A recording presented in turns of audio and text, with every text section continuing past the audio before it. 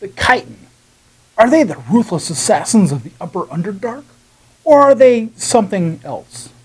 A little more powerful than their creators have ever imagined they could be? To answer this question, I will have to go back to the origins of these subterranean dwellers, of the dark and forgotten locations of the Underdark.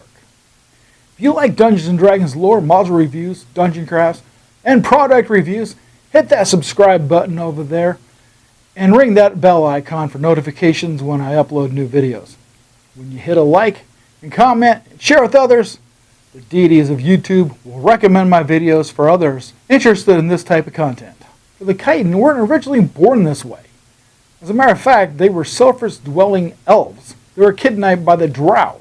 Evil experiments were done on them, and their life was sustained through demon magic, dark warlock rituals, and the demon queen of the spiders herself, Lilith. The original Chitine were sterile, and when they would perish, the Drows were forced to capture more surface-dwelling elves. Most of the Chitine were created with extended mandibles, forearms, each with 4 joints like that of a spider, and a thick hairy mane, while others, called Choldreth, appear to be much like a giant spider, and are often confused for a pale-skinned drider.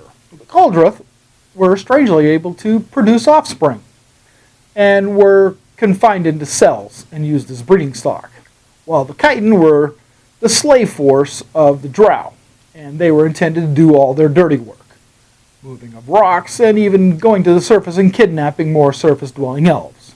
Both these creatures were gravely mistreated by the Drow, and in their arrogance, the Drow failed to dedicate the Chitine and the Choldreth to their beloved spider queen goddess Lilith. As a show of force and rebellion, Lilith slowly over time planted seeds of suggestions in the minds of the Choldreth, who were more of a spider form than elf. Also seeing that the Choldreth were far more intelligent than the Chitine, she bestowed priestly magical abilities to them, and their Chitine now viewed the Choldreth as their priestesses of Lilith. After the Great Spider Rebellion against the Drow, the Chitine and the Choldreth relocated their homes to the upper Underdark, and some even took refuge in surface forests, jungles, and other dark recessed locations on the planet. This made the Chitine become the hunter-gatherers for the Choldreth, whose primary function was the worship of Lilith and the raising of their young. Which brings me to the expert trapping capability of the Chitine. They use a network of webs created by other spider kind and themselves as a system to alert them of approaching adventurers, who just happen to be the favorite on the top of their menu. I don't know about you guys, but I'd really get tired of having goblet for every meal. As adventurers always do, they unknowingly and instinctually follow the most visible path before them, and the Chitine know this. They know of your approach long before you even start coming close to their killing grounds. Yes, I said killing grounds. If it were hunting grounds, their intended victim would have a sporting chance of survival. From all my readings, I found that the Chitine use a very tactical system broken up into several stages. The typical Stage 1 Chitine trap system starts out as a series of harmless, non-sticky spider webs, with a few small spiders serving as a diversionary tactic. Being very predictable, most adventurers will do one of 2 things when encountering these spiders, both of which are the wrong thing to do.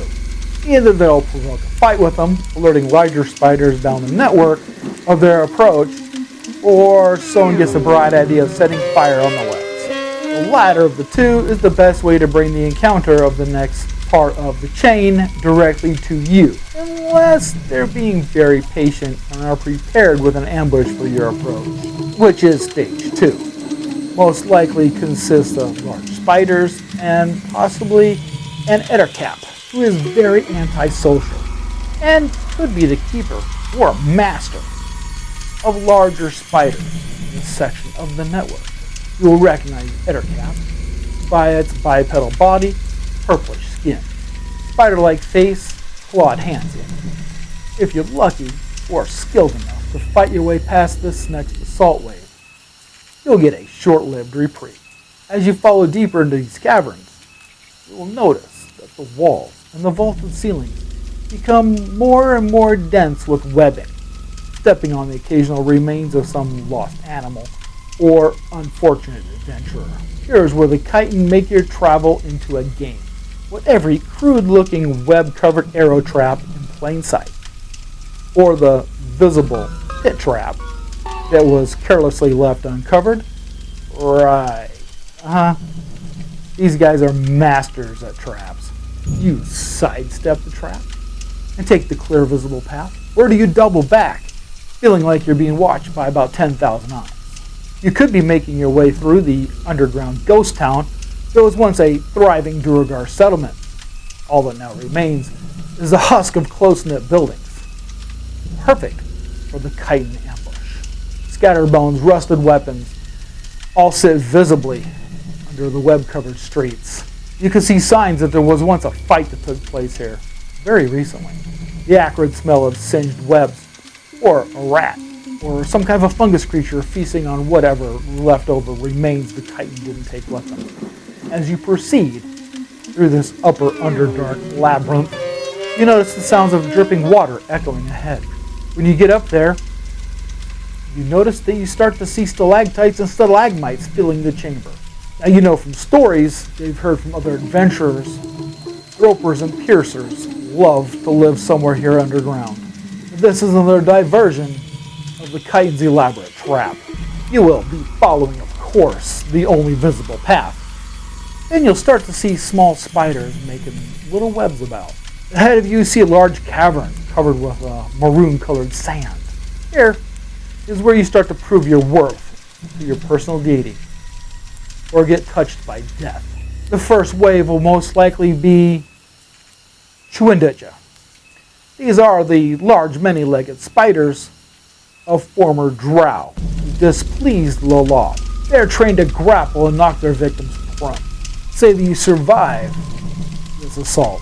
Now you are faced with a volley of black bolts flying at you. This is another diversionary tactic, because the next threat is large black spiders swarming at you from behind. Usually one for every party member to contend with. And just say you happen to survive the webbing and not get bitten by the black spiders. Their poison will definitely render you unconscious or unable to move. Next, you're faced with the real threat, the Chitine assault. These creatures stand roughly 4 feet tall with 4 jointed arms and are very dexterous with claw-like hands and feet. Their skins are covered with an oily shine, so they're not to stick to their own webs. They're armed with hard casing made out of their own webs. This kind of looks like studded leather, maybe. The Chitine has superior dark vision, up to 120 feet. Although they have normal hearing, they are super sensitive to vibrations throughout the ground. Because of this, you only have a 1 in 4 chance of surprising one of them. Chitine have 3 fighting styles.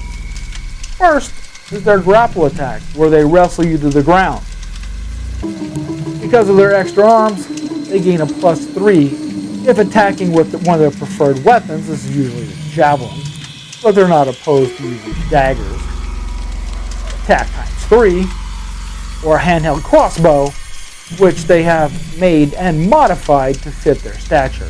Because of their Fey ancestry, they are immune to magical charm and, of course, sleeping spell. They are one of the ultimate predators of the Underdark. As far as I can tell, the best way to defeat one of them is to have a light cleric in your party, who is really good at not showing off ahead of time, unless the Choldreth join in on the fun. Then, the Chitine have the backup of a level 7 cleric. Next time you go into Underdark, if you see webs that aren't sticky, run. You might be entering a Chitine trap. Did I forget to mention that they communicate with other Spiderfolk within their trap network?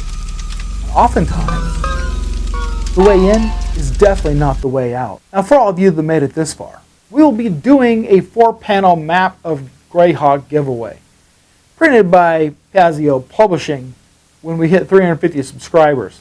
More information will be provided when the time gets closer. If you missed last year's countdown, you can find the playlist right up over here. I'd love to have you as a follower. Don't forget to subscribe. and leave a comment below with your thoughts about this presentation.